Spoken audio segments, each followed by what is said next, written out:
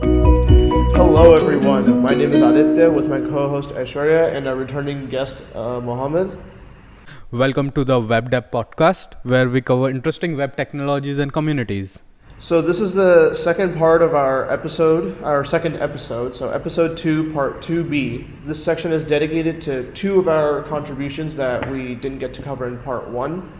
The first one is around our search results and the sizing around that. And our second one is going to be going into detail about safe areas, which we also discussed in depth in our part 1. Yeah. So to start with, let's get looking at search result heights. Shwarya, do you want to give us a brief on when we talk about search result heights, what we're talking about, what components we're looking at? So basically the component which we are looking at is the page height of the search result, and the issue is in the page where we don't have any results. So if we just look at in the bottom navigation, we see that there are 5 menu items. These menu items act like they are the distinct part of the website. Like one is home, other is menu, other is profile, another is cart, and they are kind of full page layout. And search button actually behaves like that only. But when there is no result found, the page is kind of overlaying over the home page and no results were found is written here. So the expected behavior should be like whenever we search any thing, if there are results or there are no results, no matter what, the page height should be constant, and it should be preferably a full width, full height for the mobile device. So in this implementation, in this fix, we defined the height of the page, which was previously defined as maximum height, and we defined it as a normal height, that CSS property, and we just override the maximum height with its default value. Can you go into detail about how you decided what the height of the search panel should be? So when we were looking in this code, we figured out that they have defined previously the max height was defined like 100. I don't clearly remember, but I think it's 100 VH minus header and bottom navigation's height. That logic seems correct. So we just moved it to the height of the section. Okay, so are you saying that before there was kind of a max height that was set for desktop view, and that was actually carried over into the mobile? It was also for the mobile view. And also on desktop for the empty state, I think there's also because that's a max height, the height on an empty state is actually smaller because there's nothing to fill up that whole space. What I was wondering about is so basically on desktop, the size of it is 2/3 of the page. Right. So since here we decided the user shouldn't have to see it should be a full route, and also like the fluctuation part of it. So I was wondering if that fluctuation thing would be kind of useful if we added that to the desktop view too, where it's always 2/3 instead of going down to like the line height and then going to 2/3. Maybe that could help too. To maintain the consistency, and that you are saying that fluctuation, we should avoid that. Also, there's another thing I forgot to mention. So for e-commerce best practices, even if there's no results for what the user searched for, you should always kind of give them an alternate route. So maybe like trending things, something that's suggested for them. So we should actually just eventually update the no results of this and desktop. And when we do that, we're going to maybe find a cool way to use that 2/3 space. So we're not going to have to set the minimum height to 2/3. We'll just have alternate stuff in the view.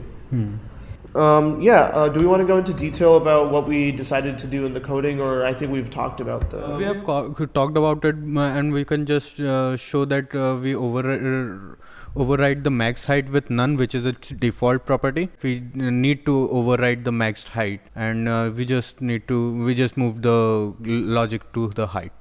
Okay, so the general rule for search panel is actually written desktop first here, which is an interesting change of pattern. Yeah, so in the search panel, the CSS is written. We have the base CSS written, and then for the mobile view, how we're trying to make it look like a route, we're handling that in a mobile only rule. So our pattern, we always want to strive to do mobile first CSS. So we can do something like that here in another contribution at some point. Great. yeah, so really minor changes to get this to work, and it's just a great addition for mobile users. It just makes the whole thing more pleasant to use. So I think do we want to move into safe areas? I don't know what the MR was for that, or do we want to continue? Is there anything else we want to talk about? No, I think we can continue with the safe area. So let me just recap what we already discussed in the first episode. First episode, we talked about apps launching in their different display modes, and more importantly in the safe areas, where we should be positioning safe area variables in our website to make sure we don't lose the look and feel of our website by bland spacing, but also respect the different oddities of these UIs and displays. So in the old demo website, basically what was happening was, because there was no safe area being used, a lot of the elements of the website that were adjacent to the edges of the screen were starting to be overlapped and obstructed by the bottom bar of the iPhone. So that included some really critical things, which was our bottom navigation elements. So I think it's search, menu, and profile were being obstructed. And also a lot of things like the offline notification and the cookies agreement, all of that comes from the bottom. It's kind of like absolute position there. So it was kind of critical that we gave that safe area look to it. So to fix that, what we decided was, in our first part, we said, I sure you mentioned there were two approaches to how we can do this. One is we can look at the HTML like document tags, which is we have the head and we have body. And so there was one option could have been to just put it on the body, and so that way all of the website would just be like that whole viewport would be, I guess, shrunken down. Yeah. But we didn't want that. We wanted the edge-to-edge experience, and so we what we decided to do was identify all of the elements that we knew were adjacent to our bottom edge. So, Ashwari, do you want to go into detail, I guess, of what they were? And I guess it's not really that. So they were, as you mentioned, they were the cookie notification, the offline notification, and the bottom navigation. So we just identified these three elements, and we applied padding bottom, which is the safe area padding, bottom element, I think. And we just choose to apply it with padding. And in the Capybara theme, we really don't need it for any other element. The whole website is working totally fine. We just needed it for these three elements. So if when we wrote this, it was very easy. All we had to do was go into the Capybara components that employed the SFUI components in the end, which was the notification and I guess no, cookie badge is just a Capybara component. It doesn't come from SFUI at all. I don't know. I don't think it's from. Yeah, it's a Capybara component. Yeah, it's just purely Capybara. Yes. So it was just, we didn't have to write any kind of SFUI rules, so that was kind of nice. And then for bottom navigation, that was the one exception where we had to use. Ashwari, do you want to mention when we have to use VDeep and this kind of stuff? So in Capybara, we have most of the SCSS is scoped SCSS, which is in the file only, and we just we use the SFUI's component, and we overwrite some of the things, or we add other styling in the scoped SCSS. So when we need to access the SCSS, or we need to override the SCSS of some class which is defined in SFUI, so there we need to use this VDeep, which we have used for the bottom navigation. We have already discussed this topic and in the community Slack channel, and we have the best approaches to override any SFUI class is to use VDeep, and we just override the padding bottom with the safe area insert bottom.